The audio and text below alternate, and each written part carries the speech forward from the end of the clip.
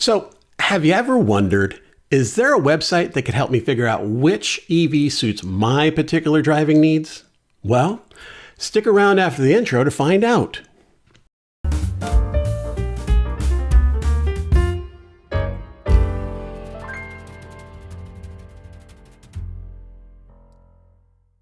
Hey, this is Green Car Geek, where I help you shift out of the Ice Age and into an electric vehicle. I'm Julius. Thanks for being here. Look, this is the one where we walk through an app that will help you figure out which EV will work best for you. Now, it's a web app. It's absolutely free to use. There's no email address or credit card required. It lets you compare up to 3 cars against a route you define and helps you choose, based on the information it provides you, which vehicle would suit your particular needs. Let's take a look at it right after this. At Trivesa, we specialize in video production for businesses and organizations, internal communications, events, internal stock footage, conferences, speaking engagements, social media footage, and more. Captured on professional-grade equipment, shot in horizontal or vertical formats. Creatively capturing imagery while adhering to broadcast standards allows Trivesa to deliver compelling footage to tell your story visually. All right, so let's launch into the Rivian website. This is actually going to be a better route planner. It is owned by Rivian, and you'll find that there's information here about a better route planner, some of the features that it offers, those plans, services it offers, and we'll get into that in another video. For today, we're going to take a look at their EV comparison tool, which is this link right up here. We're going to click on this. And that brings us to the Compare Electric Vehicles page. And here we can compare up to 3 different electric vehicles. There are thousands to choose from since a Better Route Planner has been around for quite some time, collecting information on various cars worldwide. So one of the first things we can do is we get some, again, we have 3 vehicles there, but we can also get some information once the vehicles are added. Some of the ones I'd call out would be probably worthwhile for this video, specifically things around your peak DC charging power. That's the maximum amount of power a vehicle will pull from or request from the DC charger when you're charging. Next one would be, they noted here as the ideal charge time, and they even give you some information bubbles that let us know, kind of, if you're not familiar with this, what you'll get from this and how this is beneficial to you. This is the average time spent plugged in at each stop in an optimized long distance trip. What you'll notice here, I've gone through this already with this website, is there will be a variable in the state of charge used to measure this, this bit of information. And I'll point that out when we look at the data. Some go from 10 to 60% or 67%, while others go from 10% to 80 something percent. That percentage is the amount of the percent of energy in the battery, or the state of charge, also referred to as SOC. You'll hear a lot of YouTubers talk about SOC, or the state of charge. That's what we're referring to, the amount of battery or the amount of power that's stored in the battery at any given time. Another great piece of information is what a Better Route Planner has defined as the ideal drive time. What this tells us is the amount of time you'll spend driving between charges. This is really good to know. It gives us a nice reference as to how far we'll get on that charge that we make. Finally, is whether or not a heat pump could be available in the specific vehicle you're looking at. Heat pumps are very great and really helpful in the winter. They help keep the cabin warm using some scavenging heat from the motor and other sources within the vehicle. As opposed to just pulling energy from the high voltage pack to keep the ambient temperature inside the cabin at the rate or the level you wish to have it be. So a heat pump is very useful, specifically in the winter. Another great bit of information is whether or not the vehicle will be able to use something known as an OBD2 dongle. This is a device that, and again, I'll put a video together about these, that allows you to use your car's onboard diagnostics port. It's a port that's common in every vehicle, and it allows the service teams at your dealership or at your auto repair shop to plug in and read the data from the car's computer network.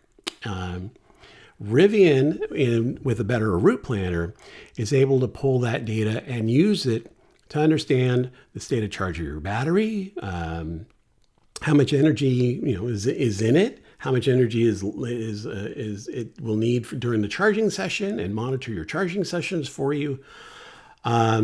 It also combines that information with the live data your cell phone is able to receive from cell towers and from the charging service providers, things like weather, from the charging service providers themselves, how many chargers are in use, how many chargers are available.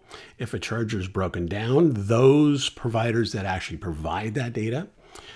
And so it gives you live on the road updates and collects that and presents it to you live in the app while you're using a Better Route Planner in its navigation mode. And again, very useful because it'll not only know what your battery's state of charge will be when you arrive, it will know what the battery state of charge is during your charge, as well as it'll know before you even get to the charger, how many charging posts are available between the time you've started your trip to that charging stop and the time you get there. It helps you define whether or not you might need to make a call an audible and find another charging location if the one that has been planned for you to go to starts all of a sudden becoming full of cars. You could then break out the app or navigation or use there's a feature in a Better Route Planner that will let you find charging around you. So if you see that charger's full or going to be full and you don't want to queue up and wait and have it take longer, you can preempt that by locating a charger in the area. That would be an alternative to the one that's been selected in the app while you're using it. We are also going to be able to choose between metric and imperial. We'll keep this on imperial. And once we add some vehicles, there'll be some more information or tools here that will let us plan a basic trip. So let's begin by adding. Our first car is going to be a Chevy. I'd prefer to use the Equinox. I'm going to try to find 3 cars, all from 2024, that are all all-wheel drive. And not that they have to be, because you can get just as good performance out of a rear-wheel drive or a front-wheel drive, preferably a front-wheel drive with all-season tires. Whole nother thing for another time, but we're going to stick with dual motor, all-wheel drive, 2024 vehicles. The first one is going to be the Equinox. I'm going to go with 2024. Here's the LT all-wheel drive. Let's do our next vehicle to be the Kia. That'll be the EV6. And we are going to look for a 2024. Again, this is their long-range all-wheel drive. They also have a rear-wheel drive version. And the final vehicle is going to be a Volkswagen ID4. Again, a 24 with dual motors and all-wheel drive. All right, so now that we've got those plugged into the system, we can see that some basic information here, our estimated range. Now, this is not EPA estimated range. This is ABRP estimated range.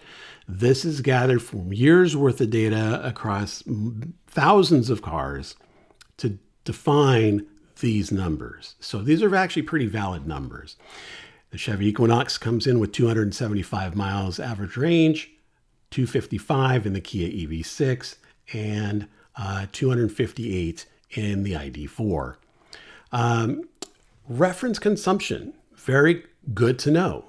Reading off their little info blurb, the lower number is better, which means the vehicle has a motor and systems built in to get the most out of the battery pack and put that into driving the car forward. Unlike an ICE engine or internal combustion engine, if you're not aware, 80% of the energy that you put into that gas tank, 80% of that gasoline that you're putting into your tank does nothing but spin the motor. It's really thrown away. Only 20% of that energy actually propels the car forward. So of the $4 to $6 per gallon that you're paying for gasoline, or even if you're in the in the center part of the U.S., you're probably paying $2 to $3 a gallon. 80 cents of every dollar does nothing to move your car forward. It just literally gets burned away. Where the inverse is true with an electric vehicle. So buying gas means literally burning money. You're going to save by paying lower prices, charging your car at home if that's possible. We'll get into that later in another video. But just, again, something to keep in mind to help you make that math work for you on whether or not going with an EV is the right way to go. So we can see here, lower number being better, that the Volkswagen appears to have the most efficient motor and propulsion system of the three we've chosen, with the Equinox being, I wouldn't say the least efficient, but a little less efficient than the Volkswagen. 309 versus 303. This is in watt hours per mile. You'll also see information like this referenced in the inverse with miles per kilowatt, or 1,000 watt. So the Volkswagen, again, winning here. Battery capacity, the 77 kilowatts between the Kia and the ID4, with your Equinox using an 85 kilowatt hour battery. Here's something that's really important while you're at the charger. And one thing you might want to consider is how long do you want to actually sit at a charger? I can tell you the 18 to 24 minutes is not that huge of a delta to be concerned about. You'll find that the time it takes to land, put the car on a charger, if you have the ability to use the facilities or go get a bite, say at the convenience store if there's one nearby, or one on site, or if there's a restaurant in the area, the time it would take to use the facilities, grab a bite to eat, get your order in, get your food, probably even eat it, depending on how fast you eat, and get back to the car, these numbers are really negligible. The difference of that 5 minutes is really negligible in the fact that you might be waiting another minute or two for the Volkswagen to finish, while the Kia might have been a couple of minutes complete. Does it really matter? So again, you're charging, in these instances, the numbers they're showing about the time it takes to charge in the next row is optimized. You don't necessarily have to charge to 62%. I kind of wouldn't recommend charging to 62% because the amount of drive time that you see in the next row down is going to be less in the Chevy Equinox if you do that 10 to 62%, as opposed to going from 10 to 80% in the Kia, where you're going to get 168 miles on that distance between your current charging stop and your next charging stop. So there's some things you got to play with there, some variables to keep in mind.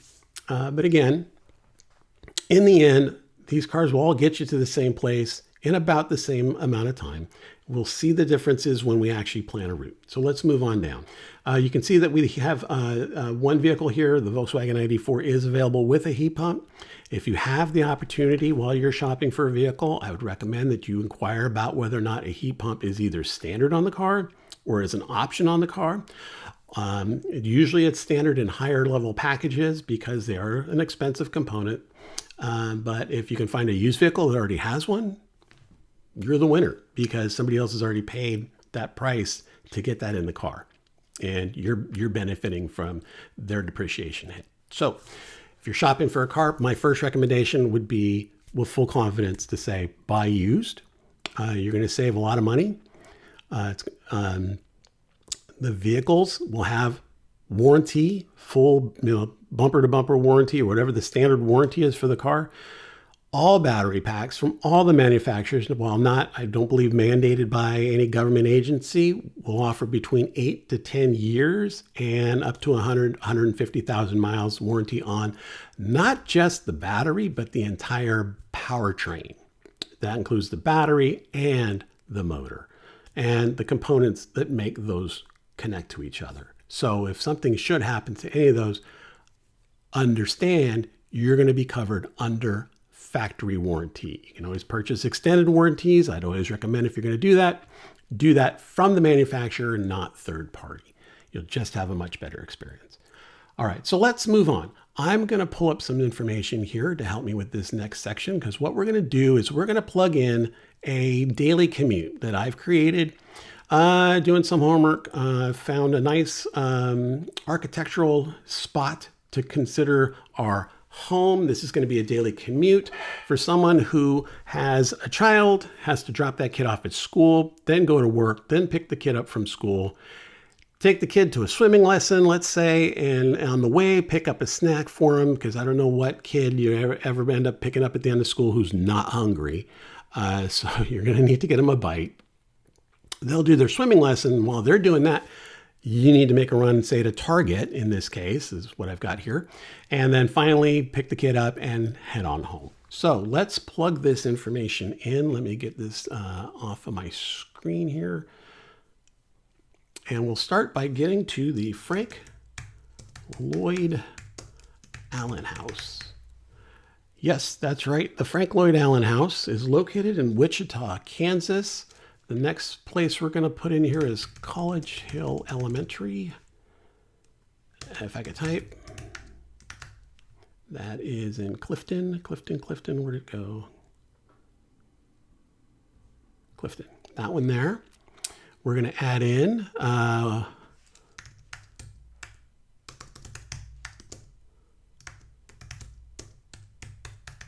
public school system. That's the Unified School District. We're going to pretend that this person works with the Unified School District. We're going to go back to College Hill Elementary on Clifton. And now we're going to go for what I'm understanding is quite the thing in Wichita. This is a place called Dog and Shake. Did I get that right? No, I got that wrong. Let me look at my notes here. So this is going to be Dog with an N and Shake. A Dog and Shake. And the one we want here is on Central Avenue. So that, take a look. Looks like it's supposed to be a pretty awesome place. They have several locations in Wichita.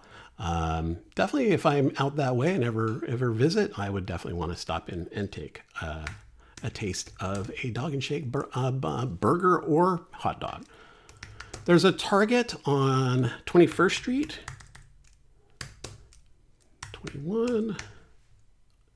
And going back, oh, I forgot the pool.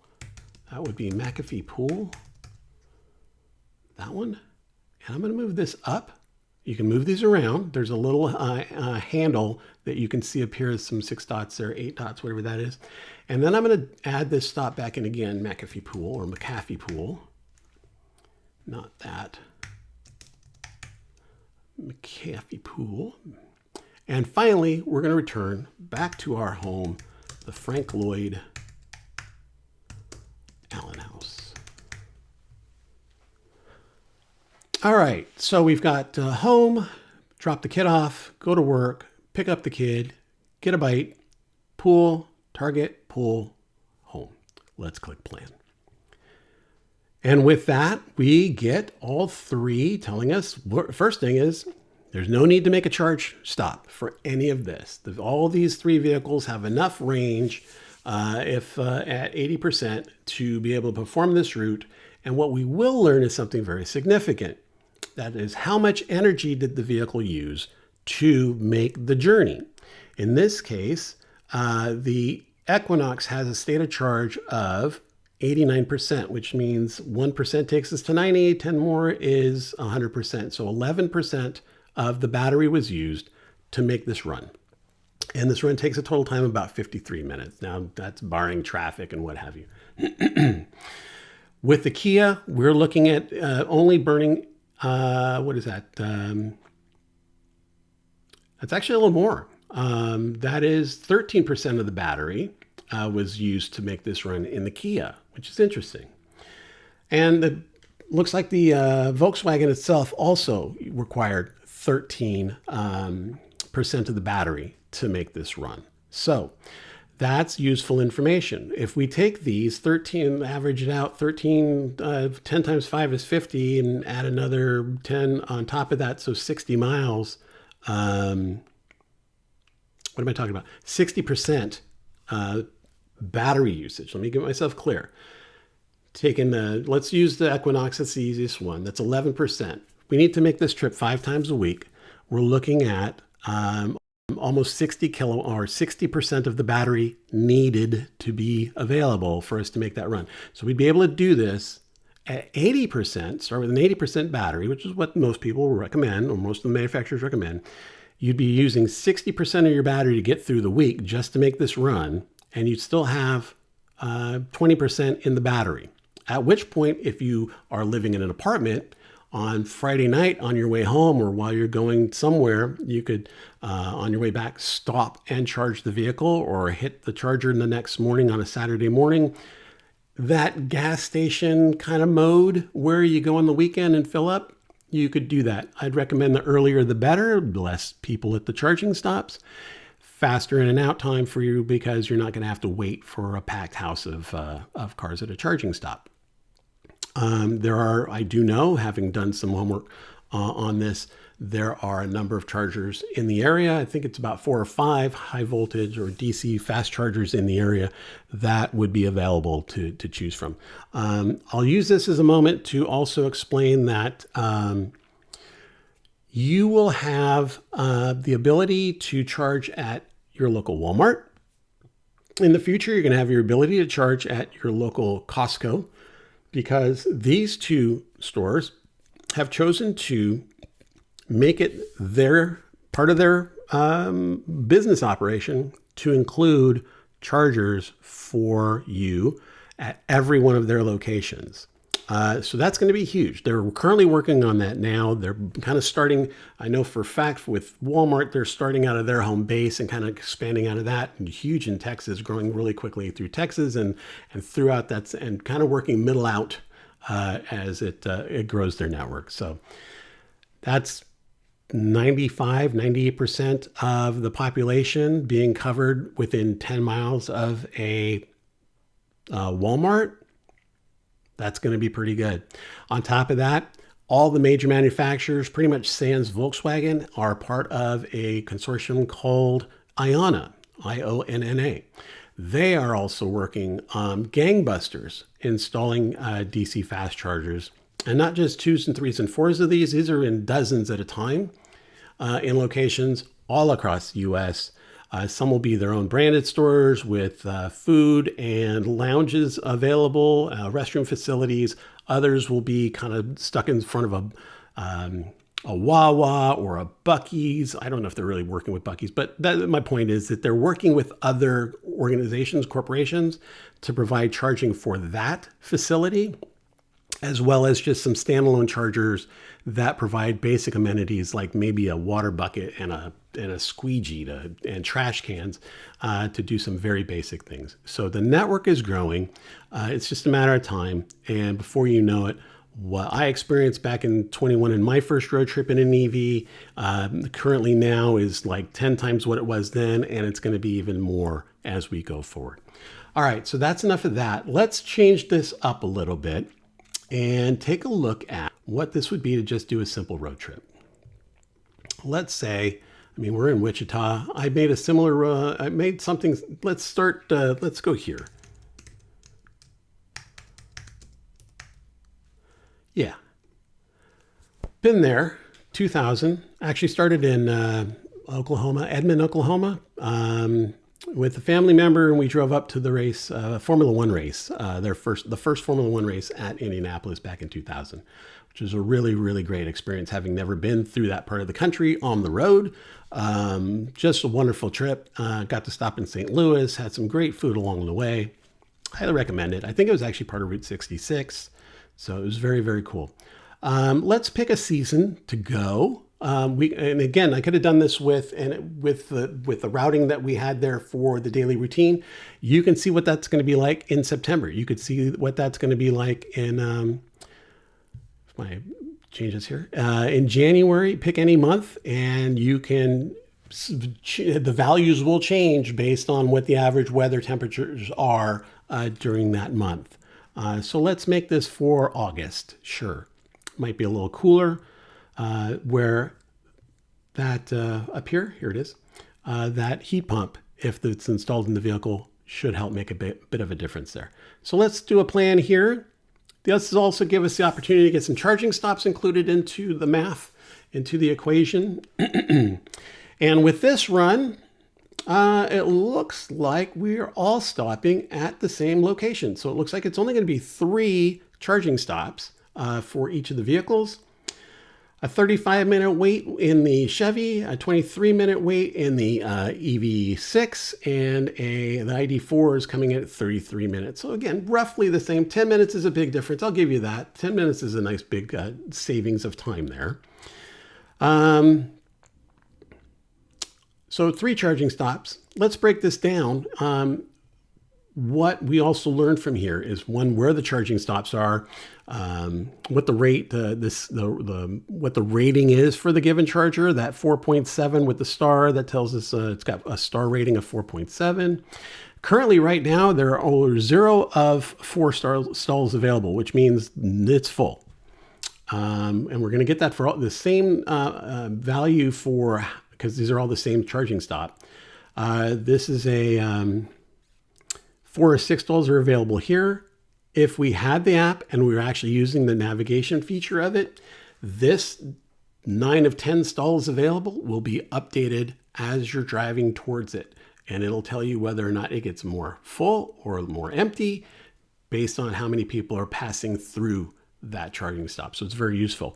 The benefit there is it gives you the opportunity to use another feature inside the app while you're navigating, is to locate a charger around you. And the benefit there is, if you see that it looks like it's going to be busy when you get to the charging stop, you can preempt that and say, you know what, let's find something nearby that maybe not be as busy, and I won't have to queue. I just basically pull up to a charger and start plugging in, saving me some time. So again, some great features that this tool offers. We see that it's going to take us 11 hours and 39 minutes. The state of charge of 10% is what we're going to be getting to our final destination at. And now we have some more information even down below here, which gives us some really good information. 11 hours and 40 minutes of driving with the Chevrolet Equinox, 11 hours 8 with the Kia EV6, and 11 hours 30 with the ID4. That's the total time of the trip. We break that up now between how many hours are just driving and how many hours are at a charger. So we can see that overall, the drive time is about the same.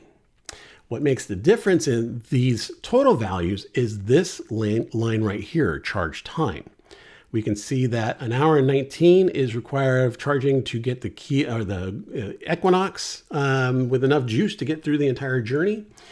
We're looking at only 48 minutes of charge time in the Kia EV6 and 1 hour and 11 with the ID4. So again, you can use that time efficiently, or you can double stack and end up having to maybe charge and then go get a bite to eat, which could expand the dwell time that you're going to encounter. So it's better if you can work it out, and you can use a better route planner on your app or on your computer at home and plan out these charging stops, because in the app, and I'll be doing a video on this, you'll see that you have the ability to find local food services near that charging stop, so you can take that charging stop and make the most use of it, which is really, really nice. They all go to 3 charging stops. The energy used, that's kind of nice.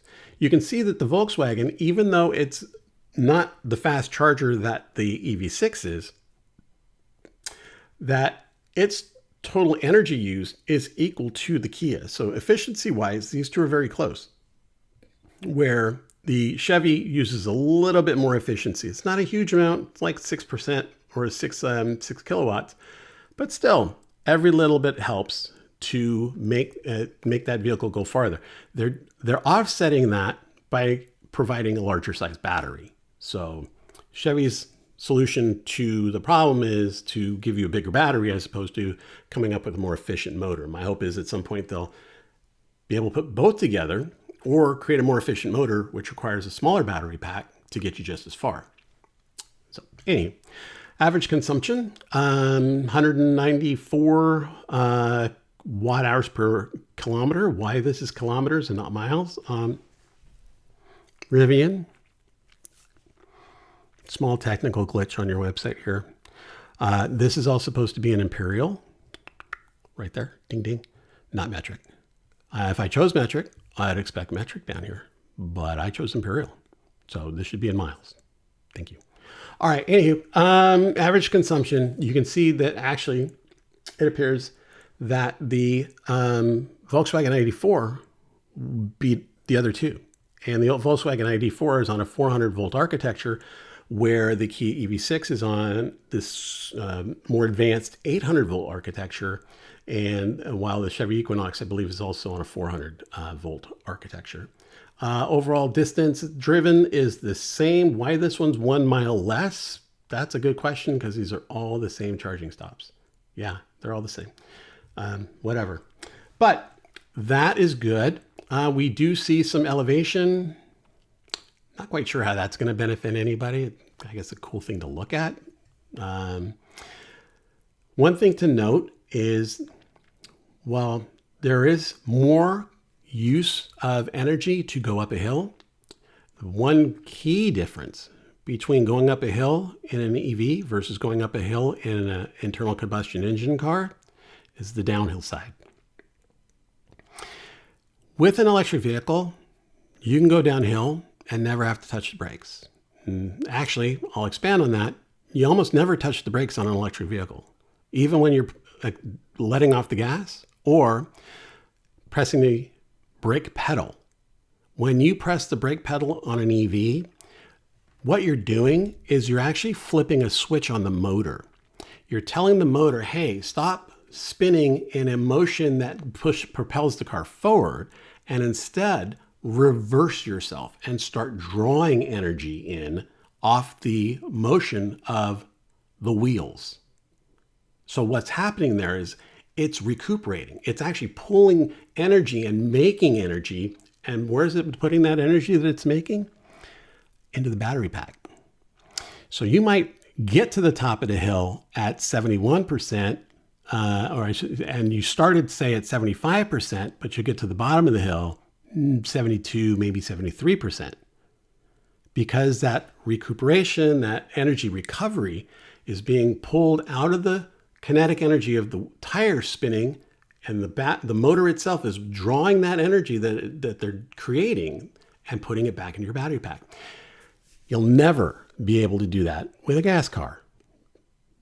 Once you've put the gas in, you're burning it from that point forward. One of my favorite sayings is buy gas, burn cash, because that's effectively what you're doing. A better route planner, I'll have all the links below. EV comparison tool, test up to 3 cars, throw in any driving scenario you can dream up, and after having gone out and maybe the 3 cars you're kind of settled on, you want to just choose which one of those, then go take them out for a test drive and see how you feel about them. All right, let's wrap it up. Do me a favor. Take a look at my EV stories. If you are shopping for an EV and you're interested to know what it's really like to own one, I have several stories in a playlist available for you to watch. Everything from the gentleman who owns that Nissan Leaf, who's had it for decades, decades, to a woman who has a Honda Prologue, to a gentleman who started out way back in the early 80s, 90s, with a Honda hybrid Civic, and he is now cruising to the beach every weekend or every other weekend in his Kia EV9 and his trailer, enjoying that. If you would like to help support the channel, please, I recommend subscribe or pledge to subscribe to greencargeek.com. That's on Substack. Or visit shop.greencargeek.com, where I've got some exclusive designed gear for the EV driver. I'd also ask, take a minute to visit Plug in America or join an EV advocacy group. I'm part of the EV Advocates of Ventura. We do events where we bring our cars, our own cars to events. We're not selling anything to anybody, and invite the public to come and ask us questions about our experience. This is where I got the idea for the EV Stories videos, to chat with some of these people and bring that story to you. Events are located all over the United States. Plug in America is kind of like the key point in trying to get some of these events or getting these events out. They also work with a group called Drive Electric Earth Month. And Drive Electric Earth Month falls around Earth Day and celebrates Earth Day. And with that, they do host events or help plan for events, or where folks can, local communities can show off their wares, talk about solar or renewable energies. And we often show up bringing our cars to do little car shows around electric vehicles, and there to answer questions for folks. This coming fall, that's during the spring. In the fall, it's Drive Electric Month. That's also, I'll have all this links in the website where you can locate an event near you, focusing on electric vehicles and sustainability, renewables, that kind of thing. If there's not an event near you and you'd like to, and you feel you have the gumption to do it, start your own group.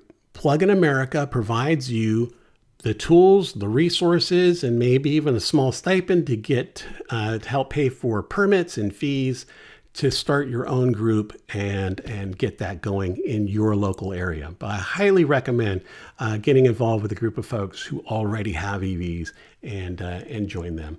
All right, well, thank you for watching. I will see you guys in the next video that should be coming soon.